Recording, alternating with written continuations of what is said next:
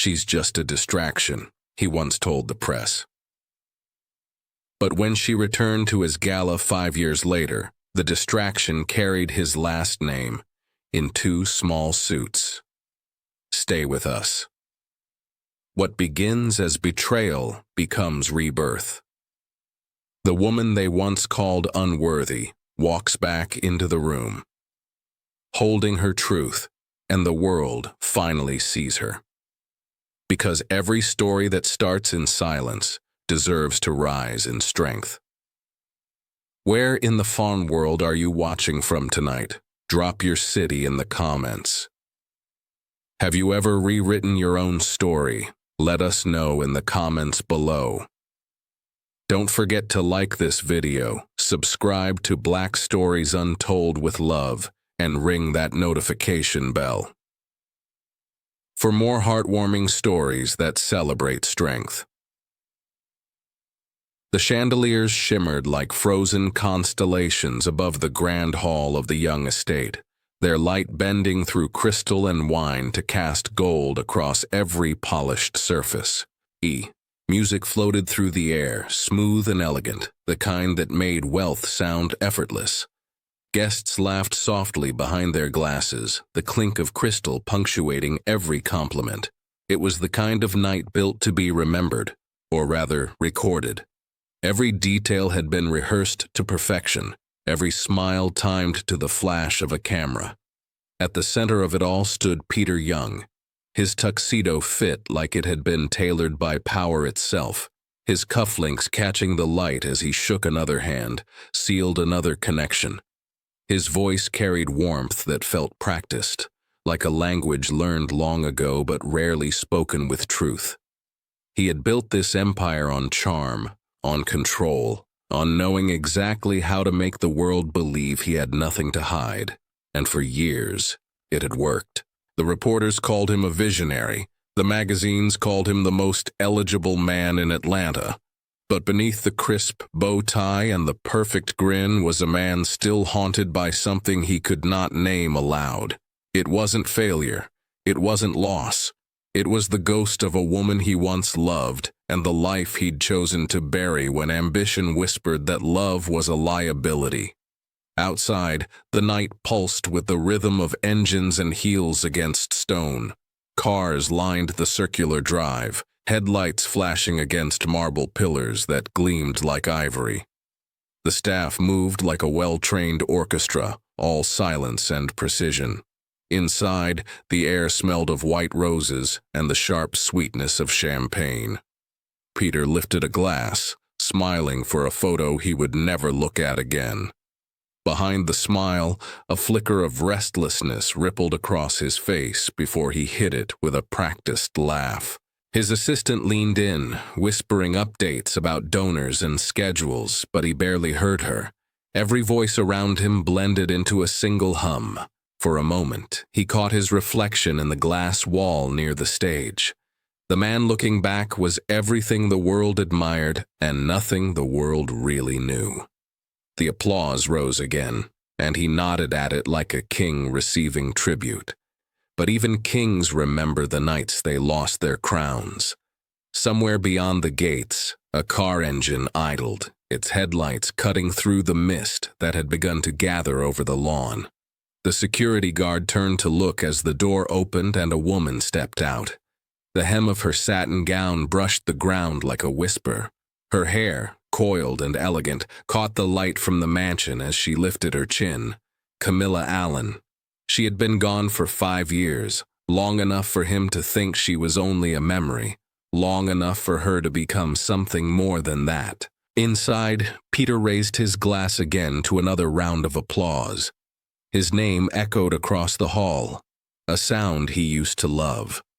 But tonight, it landed differently. Outside, Camilla took the first step toward the mansion, her heels pressing softly into the earth. Between them stretched a silence older than forgiveness and sharper than regret. The doors of the gala glowed ahead, the world he built waiting behind them. Inside was the man who once denied her.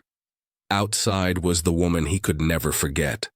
And as the music swelled and the crowd cheered his name, neither of them knew that by the end of the night, truth would outshine every light in the room.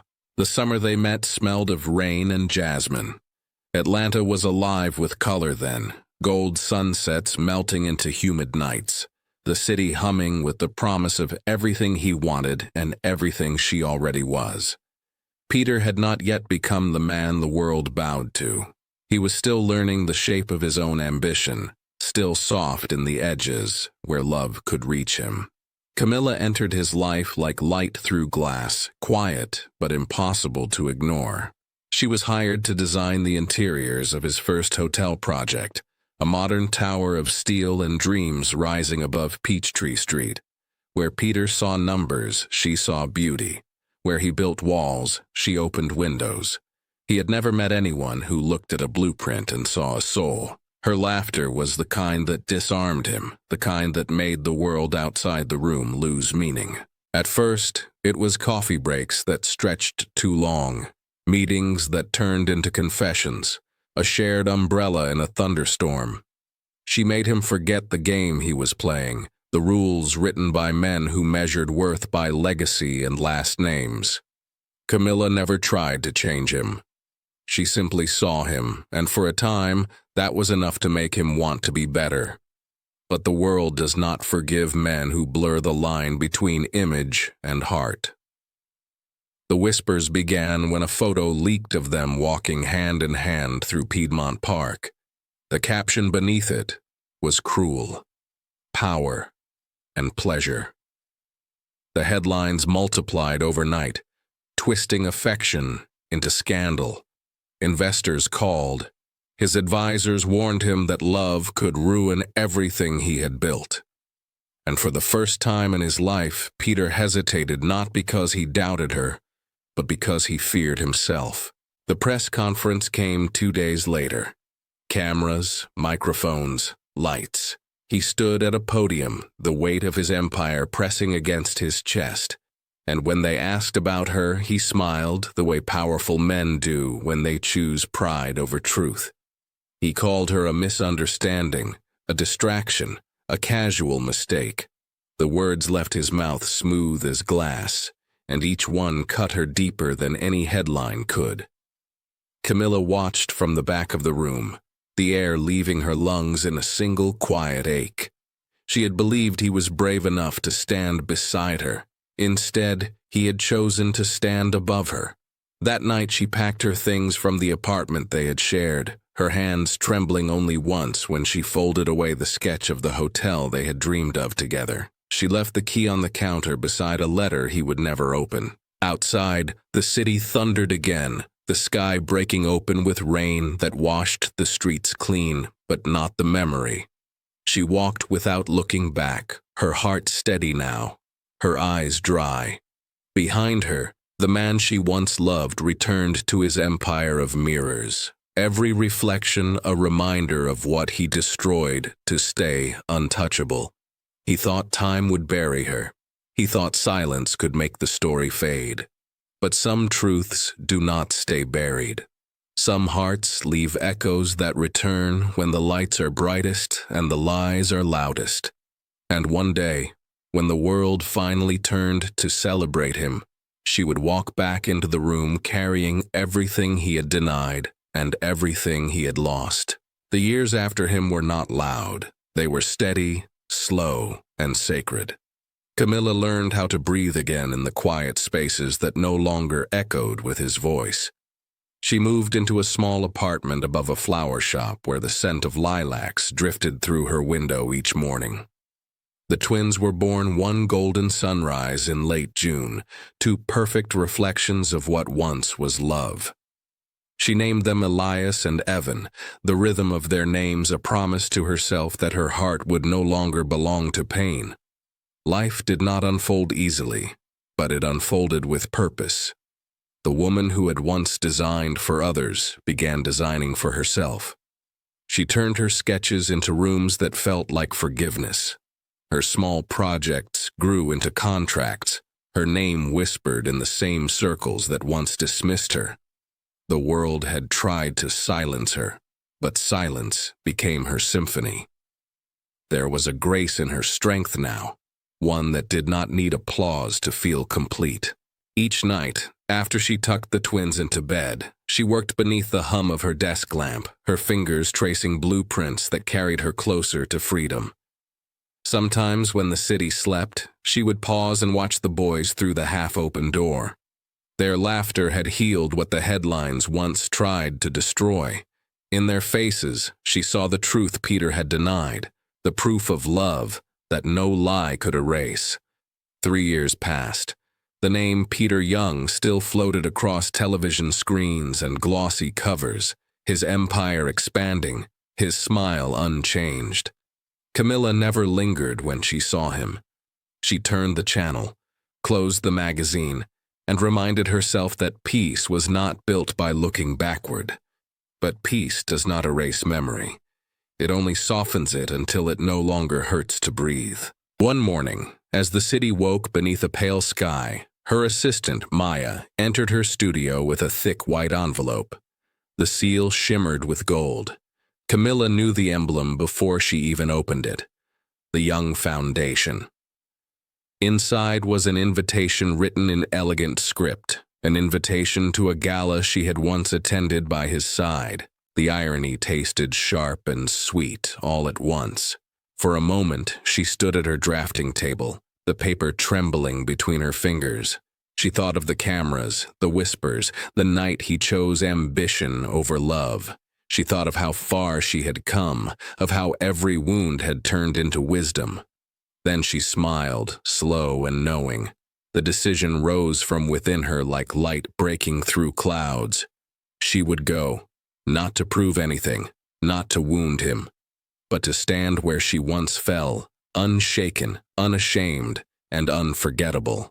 When the night arrived, she stood before the mirror in a gown the color of sunrise, her skin glowing like bronze kissed by light.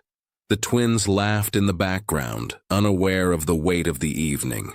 She kissed their foreheads and whispered a silent promise that the story of their beginning would no longer be one of shame. Outside, the driver opened the car door, and the city lights stretched across the horizon like scattered stars. Camilla stepped in, her reflection catching the passing glass of shop windows. The woman staring back was no longer the one who had been silenced. She was her own redemption, her own name reclaimed. And as the car turned toward the estate that once broke her, she felt only one thing rise within her chest: calm. Because sometimes the loudest revenge is walking back into the room with peace in your eyes. The night was already beautiful before she arrived. The chandeliers blazed above the marble floor, the orchestra breathed silk into the air, and the wealthy glided from conversation to conversation like dancers who knew every step. The Young Foundation Gala was not just an event, it was a performance, and Peter Young was its star. Cameras followed him as he smiled, toasted, and moved through the room with the grace of a man who believed the world still adored him. Outside, a light drizzle began to fall, softening the night into something cinematic. A black car rolled to a stop at the edge of the grand staircase, its engine a low hum against the sound of laughter inside. The driver stepped out and hurried to open the door. For a moment, no one noticed. Then a single guest near the window turned her head, eyes narrowing as if she sensed the air change. Camilla Allen stepped out first. The white satin of her gown caught the light like morning over still water. Every movement she made was deliberate, quiet, certain.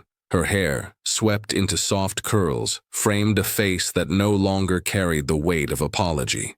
Behind her, 2 small boys emerged, their tiny hands slipping into hers. Elias and Evan.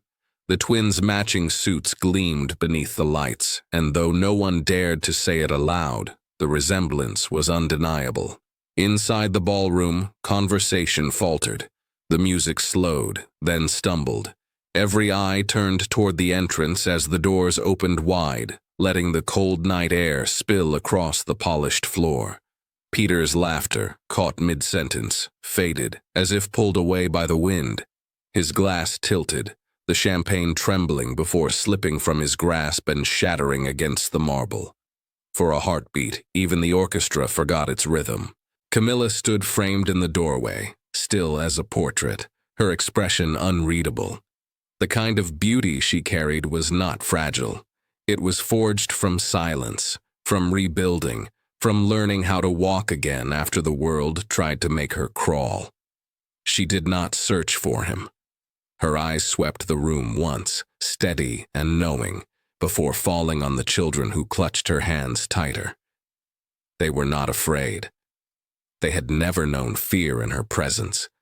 Whispers rippled through the crowd like wind through grass. Who is she? Is that her? Are those his? The words moved faster than the truth, but the truth did not need to be spoken. It was visible in the curve of the twins' smiles, in the tilt of their chins, in the unmistakable echo of the man who now stood frozen beneath the chandelier. Peter felt the world tilt beneath him. The noise of the gala blurred into a low hum, his vision narrowing until only she remained in focus. The woman he once silenced now stood before him carrying everything he tried to forget. Grace had come to collect what pride had left undone. Camilla began walking, each step slow, measured, powerful. The train of her gown trailed behind her like a streak of light across dark water. She did not need an announcement. Her presence spoke louder than any introduction could. As she passed, heads turned and silence deepened, the kind that demanded reverence. Peter's hand trembled as he reached for a napkin, but it was too late. The image was already carved into every mind in the room. The woman he denied had returned, not in anger, but in truth. And as the doors closed behind her, the sound echoed through the ballroom like the final note of a song he once knew by heart. The music started again, hesitant at first, as if the instruments themselves were afraid to interrupt what had just entered the room. The violin trembled, the piano found its rhythm. Conversation returned in whispers, light but restless, drifting across the ballroom like smoke over glass. Peter stood near the center, motionless. The fragments of his shattered glass glittered at his feet, catching the chandelier light like broken stars. The room around him blurred into shapes and color. Only she was real. Camilla. The name he had trained himself not to think. The memory he had folded away beneath empire and ego. She was here. Not as a ghost, not as regret, but as something far more dangerous. Truth. She walked deeper into the hall, one child on each side, their hands linked through hers like anchors, heads turned with her every step. No one spoke to her. No one dared. There was a quiet majesty in her poise, a power that came not from wealth or fame but from surviving humiliation and still standing tall. Her white gown shimmered under the chandeliers, moving like liquid light. It was not a costume. It was armor. Peter's throat tightened. For years he had told himself he did what he had to, that she would forget, that success would cleanse him of what he'd done, but now the lie stood exposed. The twins laughed softly between themselves, unaware of the storm they had just stirred. Their laughter was innocent, but to Peter it was the sound of consequence. In their faces he saw pieces of himself, the same almond eyes, the same dimple that had once made her laugh. He began to move toward her, slow at first, weaving through the crowd of murmuring guests. Every step felt heavier, every breath shorter. The eyes of the room followed him. His smile faltered, replaced by something raw and unfamiliar. Fear. Not of her, but of himself. Camilla turned before he could reach her. Their eyes met across the glow of the ballroom, and time seemed to still again. No music, no crowd, just two people and the distance between what they were and what they had become. Her gaze was calm, steady, unblinking. She did not look angry. She looked free. And that hurt more than any accusation could. He wanted to speak, to tell her he was sorry, to explain the pressure, the headlines, the weakness that had worn a suit and called itself ambition. But the words dissolved before they reached his tongue. Shame wrapped around him like cold water. The man who once commanded boardrooms, who spoke to presidents and CEOs without trembling, could not form a single word in front of the woman he betrayed. Camilla tilted her head slightly, a gesture so small yet filled with meaning. It was not forgiveness. It was recognition. She saw him now not as a man to hate, but as a man undone by his own choices. Her eyes softened for a fleeting second before she turned away. Peter stood there, surrounded by opulence, applause, and strangers pretending not to watch. The empire he had built suddenly felt weightless, hollow, fragile. Across the room, Camilla knelt to adjust one of the twins' jackets, her hands gentle, her face serene. And as he watched her, something within him shifted. The mask cracked. For the first time in years, he did not feel powerful. He felt human. And the realization was both punishment and salvation.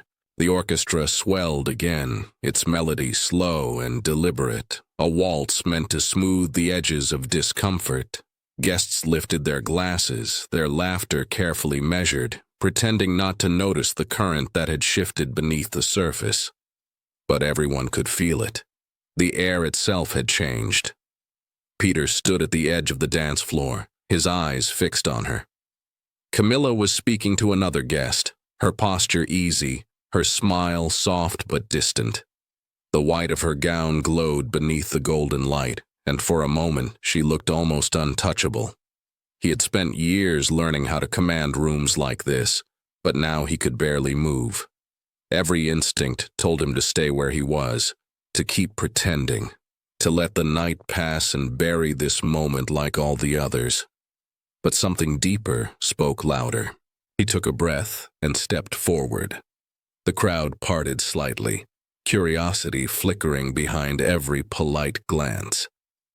As he reached her, the room seemed to shrink.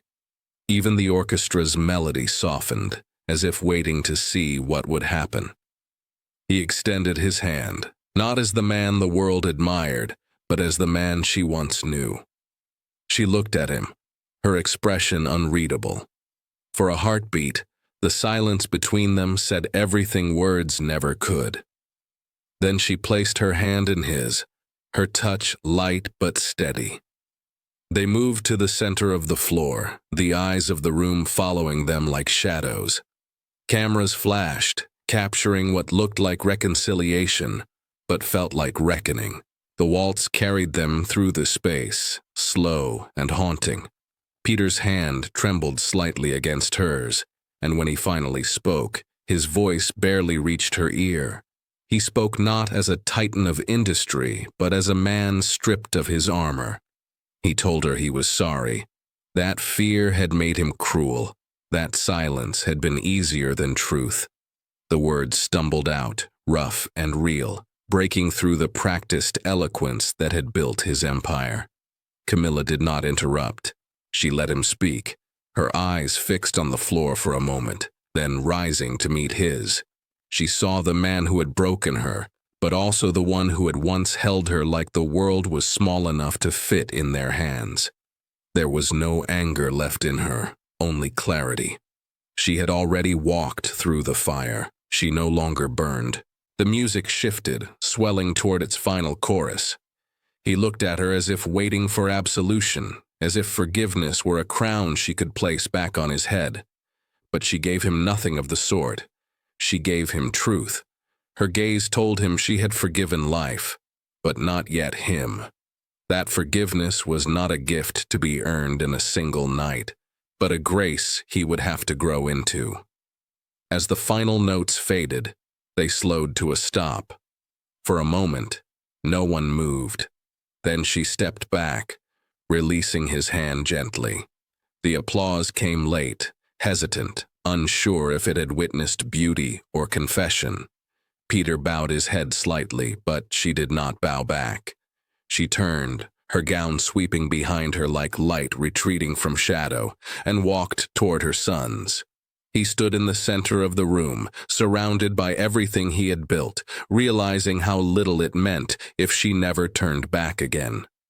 And for the first time, Peter Young did not want an empire. He wanted peace.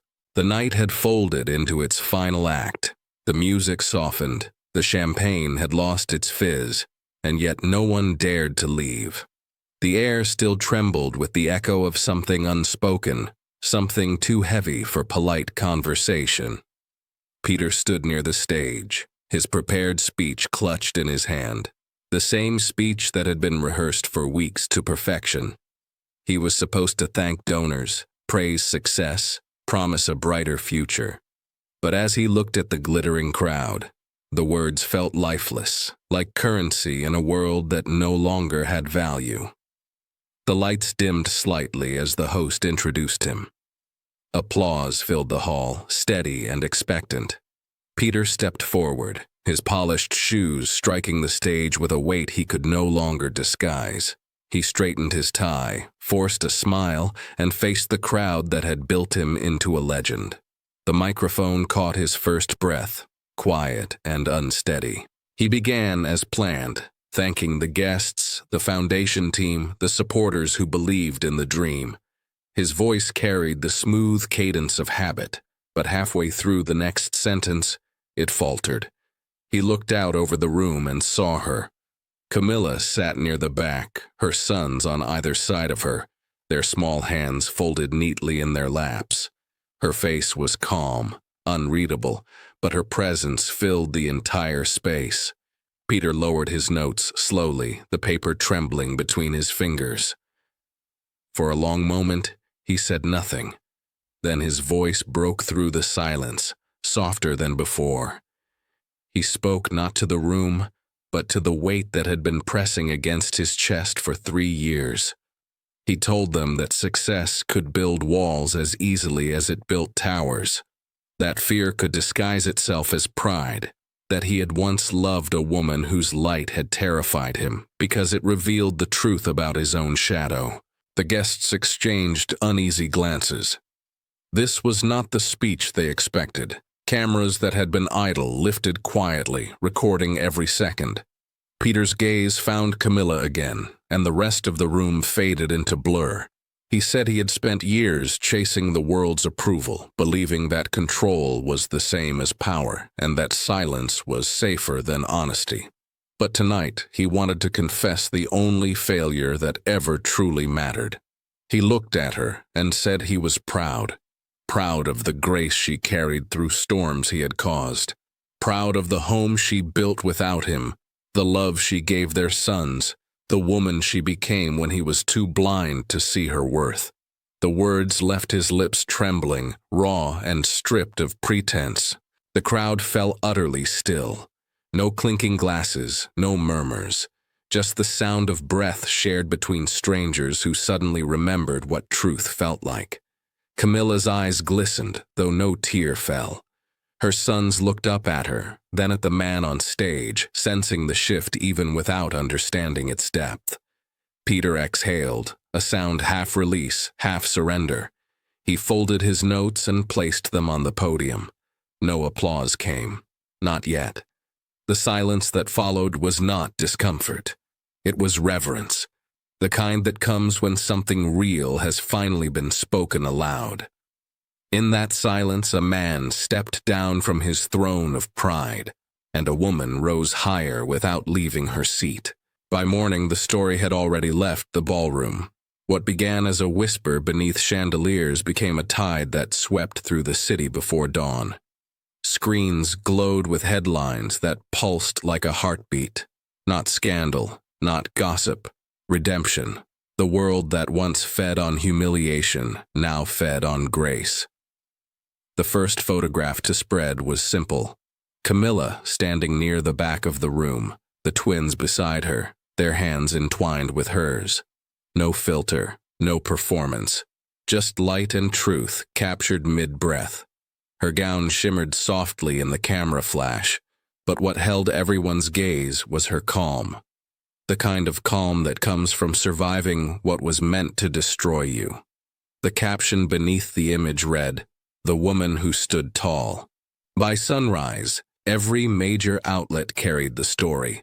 Journalists wrote about the speech, the confession, the moment a billionaire chose honesty over image. But the focus was not him. It was her. Articles spoke of her strength, her grace under the spotlight, her refusal to meet cruelty with bitterness. They called her a symbol of quiet power, a reminder that dignity cannot be purchased or performed. Across social media, the comments flooded in. Some praised her poise. Others saw her as proof that truth always finds its way home. Strangers wrote that they saw themselves in her story, in the way she stood without vengeance, without spectacle. Hashtags bloomed overnight, not mocking, but celebrating. "The real elegance money cannot buy," one comment read. In a penthouse high above the city, Peter sat before the morning news.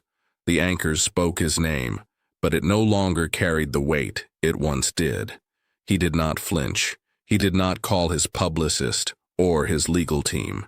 He simply watched. For the first time, the empire he had built was not about control.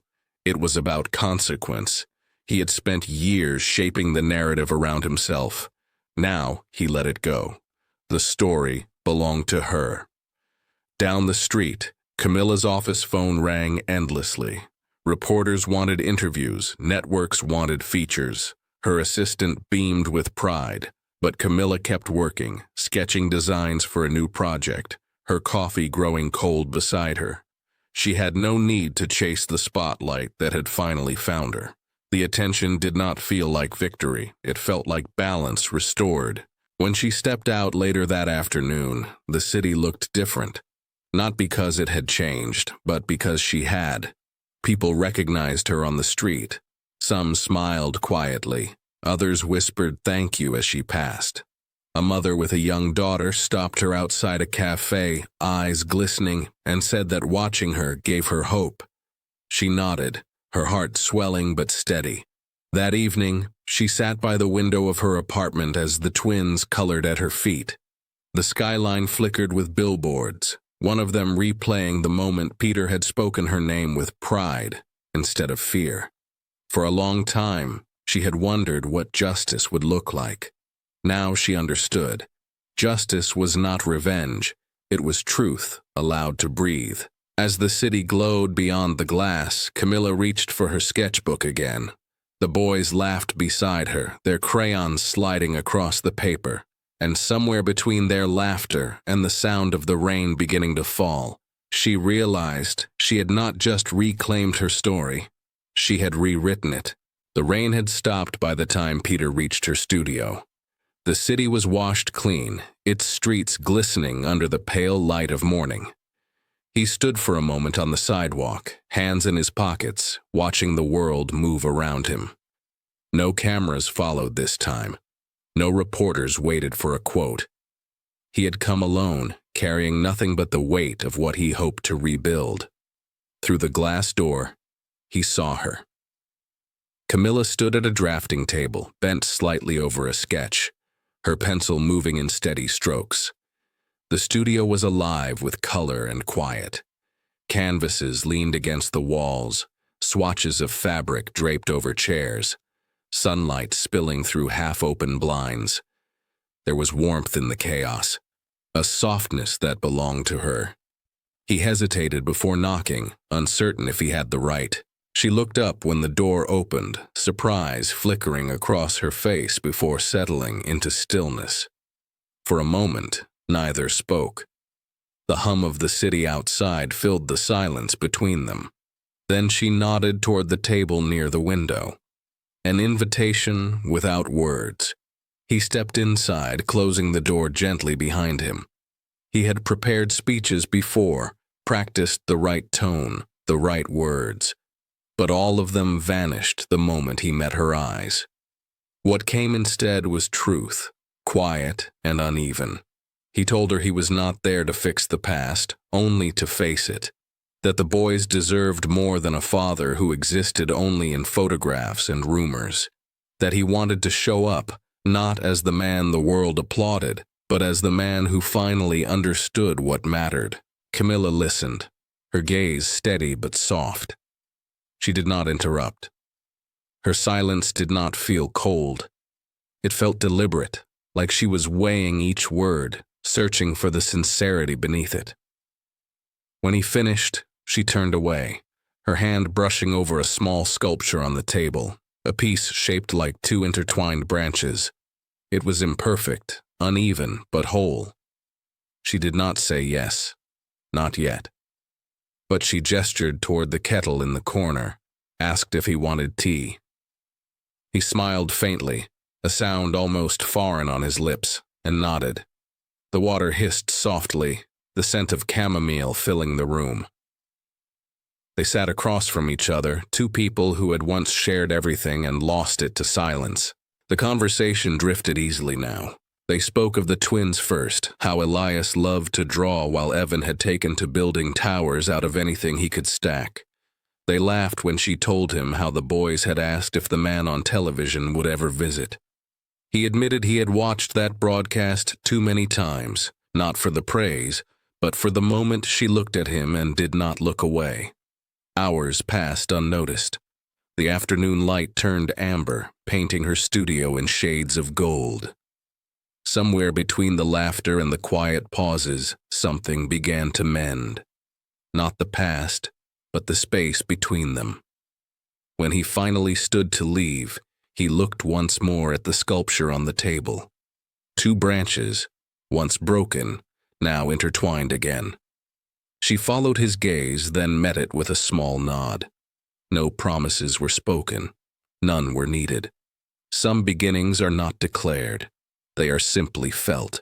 And as he stepped back into the soft drizzle, Peter knew that healing was not loud. It was slow, patient, and, for the first time in his life, real. The garden bloomed brighter than it had in years.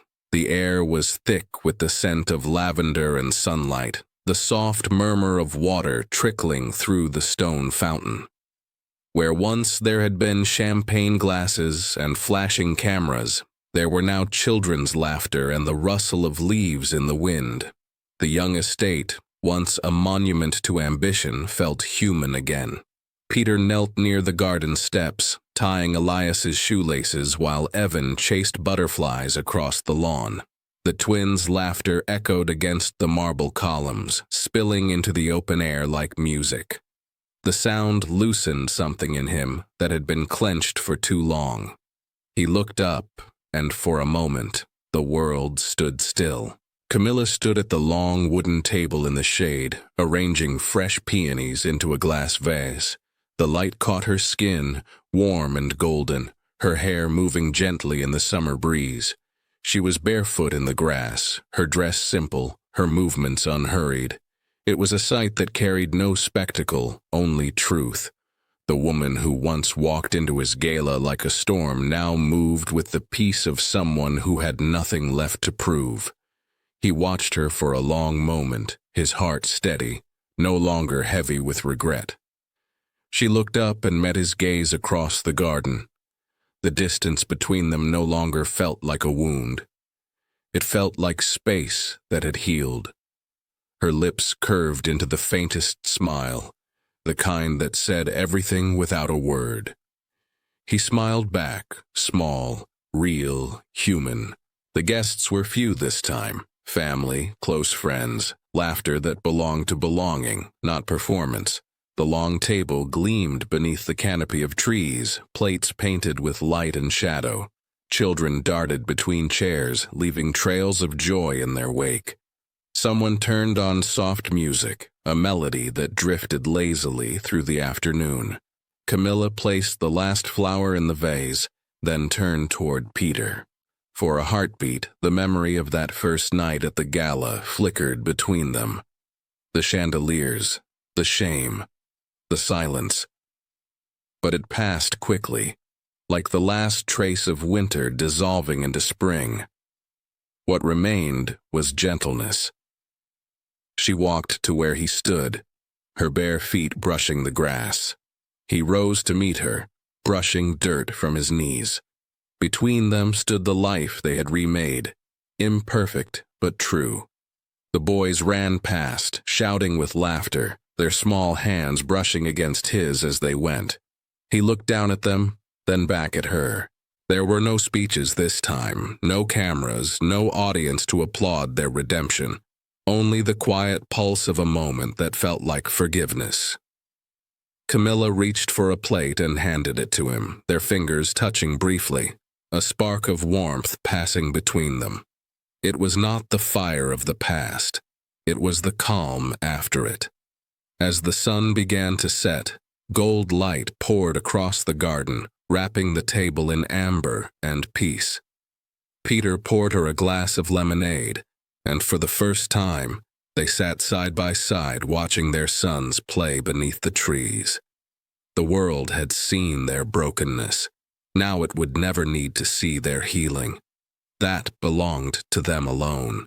And as laughter carried into the dusk, Peter looked at Camilla and realized that sometimes the most beautiful revenge is not proving them wrong, it is becoming whole. Take a moment before you scroll away. Someone you love is still standing in the middle of their heartbreak, wondering if it's the end.